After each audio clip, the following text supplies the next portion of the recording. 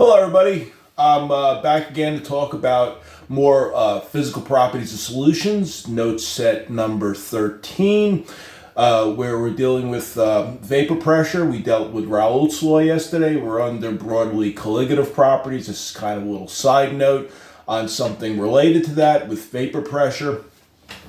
And we're going to deal with the vapor pressure of a solution that's made from two volatile meaning having appreciable vapor pressure, and they're non-electrolytes. These will be species when they're mixed together, do not contribute to forming ions in solution. They're not carrying charge, allowing for charge to be carried through the solution, or I should say current, to be passed through the solution. So these are both good examples. They have, these are the vapor pressures of the pure substances. Benzene, common organic molecule. We probably dealt with that with some problems last semester. You'll deal with it a lot in organic chemistry. And when we have, so here's its vapor pressure at 25 degrees Celsius as a pure substance. It's a liquid under room conditions. Here is toluene, which is a related molecule. It just has a CH3 group on one of the carbons. It's slightly heavier. It has a lower vapor pressure, but that's still a pretty high vapor pressure. That's not negligible. So they're both volatile, and neither of these commonly ionized. They are viewed as non-electrolytes for good reason. So what we're going to do is we're going to form a mixture with this. They mix well together. They're miscible. They will form a solution. We'll take 50 grams of each one, just to have a number to work with. And in that case, it's really what you're considering the solvent and the solutes arbitrary, because there's equal masses of these substances, but they will form a solution and it will have properties of a solution. This will be a liquid under room conditions. So if you remember from last semester, there was Dalton's law.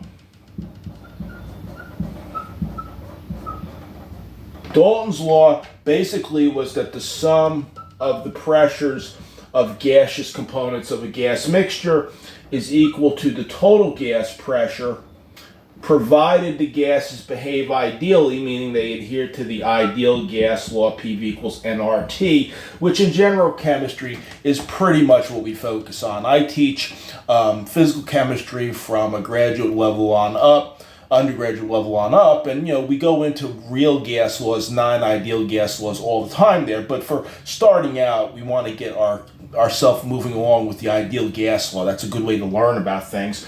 There's an analogy to this.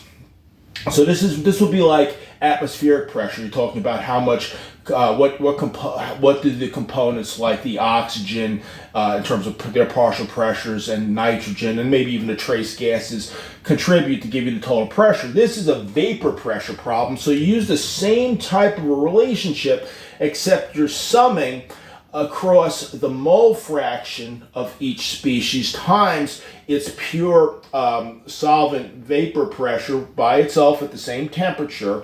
So you can form something like the sum over the mole fractions times the vapor pressure of the pure solvent itself, the pure substance itself in this case, is equal to the total vapor pressure. Understand here, the interpretation of the total pressure here is different. It means the total vapor pressure. I'll put that in notes. I have this in the notes written as P total, like a lot of books do, including your textbook, but it has to be emphasized that's talking about the total vapor pressure in this context. So let's work this problem out. Again, here the metrics of interest. We're dealing with these two substances, benzene and toluene. You can calculate the molar masses for them, and we have these are pressures of the pure substance at 25 degrees Celsius when it's by itself, when it's pure solvent, if you want to think of it like that.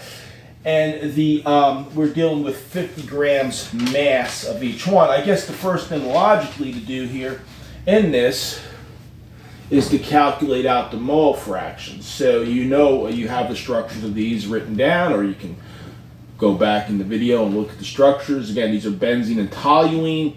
You can look them up readily. I would calculate the molar masses myself for practice. So 50 grams of the benzene, I'm just going to call that B, corresponds with the mole fraction I calculated. Let's see here, 5412, let's see here. And for the 50 grams of the toluene, I calculated the mole fraction here to be, that will be 1 minus that, but I would do it out to confirm that. And I keep an extra sig fig or so on here to not round too soon. So we're told that information. We have to have the vapor pressure of these pure substances, which I already have. They're in atmospheres. Let's calculate out the vapor pressure total. And again, I'm going to put here vapor pressure to make sure that's clear. So that's going to look like the form of the mole fraction of benzene times the vapor pressure of benzene pure, and then the toluene mole fraction times the vapor pressure of toluene pure. And again, this has to be at the same temperature when you look up these type of values. The temperature of interest 25 degrees Celsius or 298 Kelvin, because the vapor pressures are a function of temperature, often a rather strong function of temperature. So when I plug in numbers here, I get 0.5412 times, that has no units, 0.125 atm for the benzene, and then the second term will be 0.4588. That's the mole fraction for the toluene, times this number here, 0.0374 atmospheres, and that equals 0.0848 atmospheres, which I'm going to take to 3 places behind the decimal, 0.085 atmospheres. So it decreased from that relative of the benzene, but it increases of that relative to the toluene. I often ask qualitative questions about this, about which would have the highest or the lowest vapor pressures, or put them in order. And you often do not have to do long calculations. You can look at it, and you can often figure it out by looking at the vapor pressures of the component species and seeing which has the highest mole fraction of, for example, the higher vapor pressure component when it's pure. So a lot of the questions that I ask on tests, those of you who've had me know, do have a mathematical orientation to them, but a lot of times they would involve using logic and proportion and ratios and understanding physically what's going on. So the key skills in this problem, you would recognize, because you're given vapor pressures, that they're both volatile.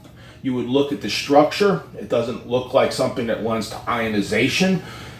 That it's going to be a non-electrolyte species. So these organic molecules often are, not exclusively, but many of them are, compared to a salt. That's something that would lend to, that's an electrolyte. And then you're recognizing, using this modified form of Dalton's law, you have to be able to calculate the mole fractions correctly, and then you have the units of pressure here. Let's say I asked in atmospheres, that's fine, but if I asked for some other unit system, you would be able to convert units at the end if you needed to, or you could convert the units here. So you know how to play with the units of pressure from last semester. So that's a basic type of test question. So this could lend to both conceptual questions and also computational questions. So this was an example of 2 non-electrolyte volatile species mixed together, and it's good stuff. We'll have more videos today. I'm going to go outside and enjoy the rainy day and maybe work out on my porch and try not to get too wet, and maybe I'll make another video after this one uploads. So we'll see how it goes. Have a great day.